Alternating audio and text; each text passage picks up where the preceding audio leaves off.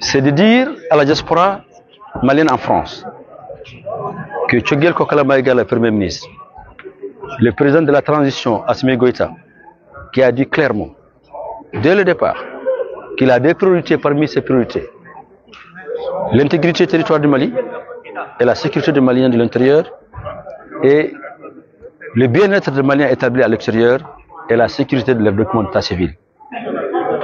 Quand un président de la République, un homme d'honneur, prend cet engagement, ce n'est pas lui qui va poser des actes qui va aller à l'encontre du bien-être de sa diaspora. Donc je suis venu vous dire de comprendre ce qui s'est passé, de rester soudés derrière la transition, de soutenir Assimi et Choguel, le Premier ministre.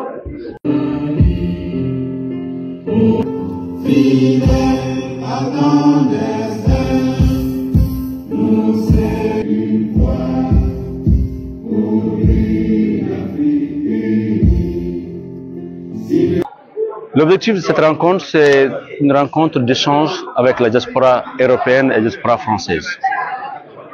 Le CSDM a l'habitude, à chaque fois qu'il se passe un événement qui concerne la diaspora malienne, nous nous déplaçons pour venir rencontrer la diaspora en France et leur faire une restitution ou s'enquérir de leurs préoccupations. Ces derniers temps, vous avez tout suivi l'expulsion des Maliens binationaux à l'aéroport de Bamako. Et ça a été très mal pris, à juste raison d'ailleurs. Donc nous avons jugé utile et nécessaire de venir rencontrer la diaspora malienne en France qui sont concernés pour leur apaiser et surtout leur donner des explications que nous disposons à un certain niveau. Ces expulsions ne sont pas faites contre la diaspora française, le binational. Il y a une raison sécuritaire que je ne peux pas évoquer, parce que je ne suis pas habilité à le faire. Mais je suis sûr que la personne la mieux indiquée s'exprimera sur le sujet. Et ça peut être aujourd'hui, ce soir, ou demain, ou après-demain. C'est de dire à la diaspora malienne en France que Choguel Kokala Maïga, le Premier ministre, le président de la transition, Assimi Goïta, qui a dit clairement, dès le départ, qu'il a des priorités parmi ses priorités. L'intégrité territoriale du Mali et la sécurité des Maliens de l'intérieur et le bien-être des Maliens établis à l'extérieur et la sécurité de leur document d'état civil. Quand un président de la République, un homme d'honneur, prend cet engagement, ce n'est pas lui qui va poser des actes qui va aller à l'encontre du bien-être de sa diaspora. Donc je suis venu vous dire de comprendre ce qui s'est passé, de rester soudés derrière la transition, de soutenir Assimi et Choguel, le Premier ministre, et soutenir également AES, qui est une réalité. Inch'Allah, dans quelques semaines, nous allons avoir certainement une confédération des États du Sahel, comme a été annoncé par le porte-parole du gouvernement, le ministre d'État et le ministre, le colonel Ablaye Maïga. Et qu'est-ce que vous avez retenu lors de ces échanges avec la diaspora? Et ils sont fâchés. Ils sont 80% des interventions tournent autour des problématiques de l'obtention du visa, du passeport, de la carte nationale biométrique. Vous savez, nous nous sommes battus en utilisant la violation de la Constitution pour la prorogation du mandat de député de 18 mois. Le CSDM s'est levé pour dire si vous pouvez violer la loi, alors en ce moment il va falloir revoir également la question qui concerne l'obtention. Assimi a instruit au ministre malien établi à l'extérieur de faire une déclaration à ORTM que désormais, qu'un Malien, un petit Koulibaly qui veut changer son nom à Haïdara ou à Diabaté, il peut changer son nom et changer sa date de naissance. Assimi a fait mieux.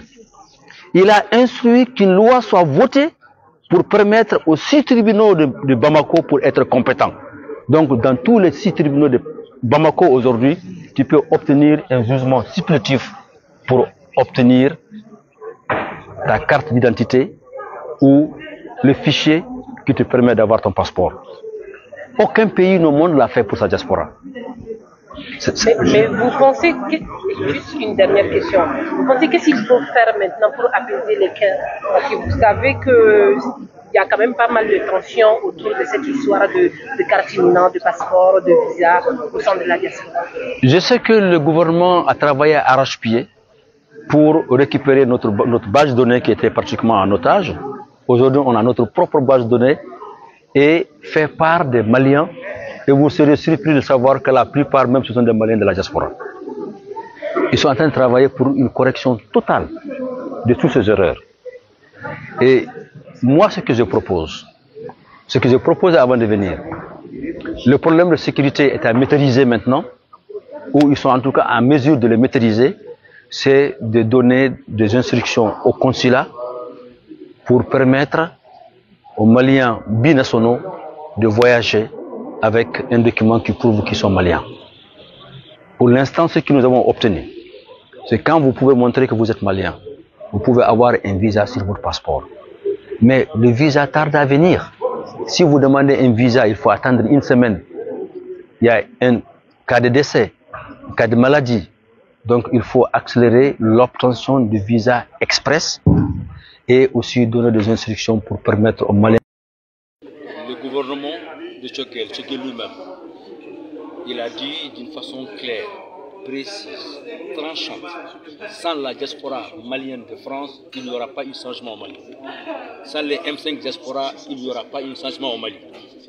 Il a été très clair, c'est grâce à la diaspora française que nous avons pu élaborer le TDR, les ANR, et le gouvernement malien aujourd'hui fonctionne sur cette feuille de route qui a été élaborée par la diaspora française.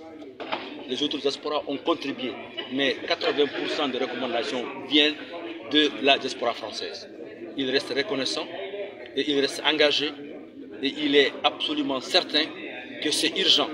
J'en suis sûr que l'homme que je connais ne restera pas tranquille tant que nous, la diaspora française, ne sommes pas satisfaits.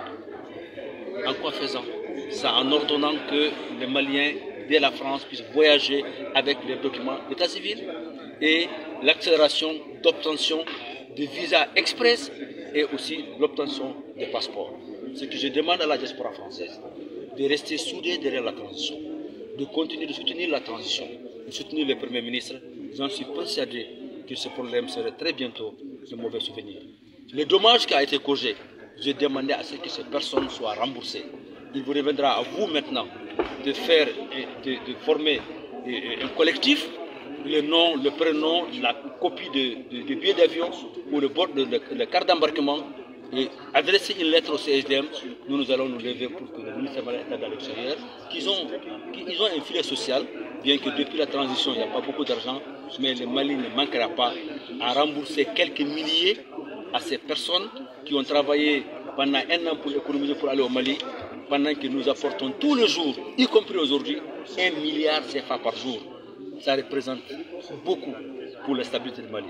Wallahi, si ce n'est pas la diaspora malienne, aujourd'hui le Mali sera en guerre civile.